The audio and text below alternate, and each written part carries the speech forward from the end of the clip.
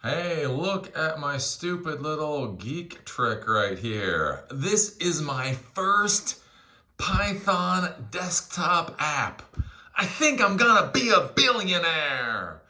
No, anyways, in a few months, it's not going to be August, it's not going to be September, maybe October, November. I want to do a class on Python for folks because Python's very powerful. Normally, I use Python for Raspberry Pi, but you can use Python to create web applications and to actually create desktop applications, cross platform desktop applications. And so I decided to start playing around with actually building a desktop app with Python. And this, my friends, is the app. It's not that impressive. Basically, it's my old-fashioned ping script. I think this is a good little practice problem to try to solve. Essentially, with this, what it does is every 5 seconds it pings Google, and then it gives you the results. But what's really cool here is these results actually come back as a variable value.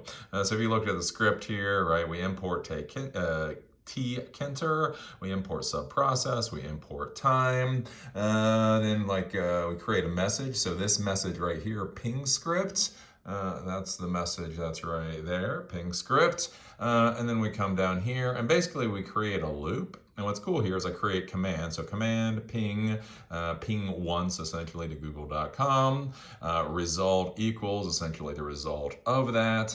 And then what we can do is we can take that result and feed it into ping result that then prints out on the screen up here. And then for this one, it loops every 5 seconds and then just keeps going around and around and around. So update is a function. I call that function there and we get this.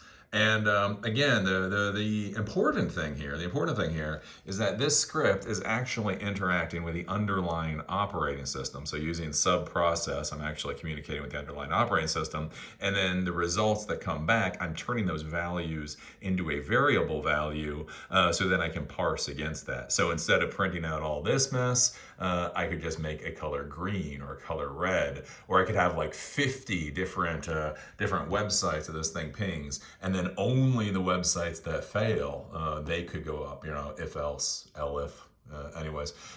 In the Python world, right? That's kind of a cool thing. So anyways, this is what I've taken.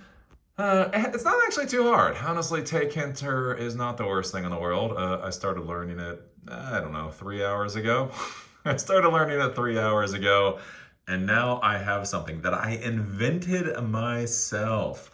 So if you're interested in learning more about this, it is tkinter.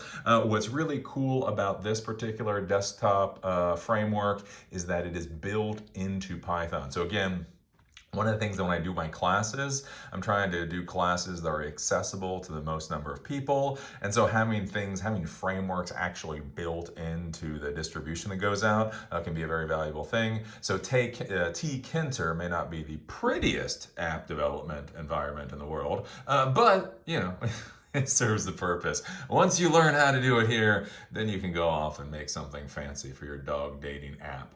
So anyways, this is a little experiment with tkinter. Look forward to seeing all of you at Silicon Dojo soon.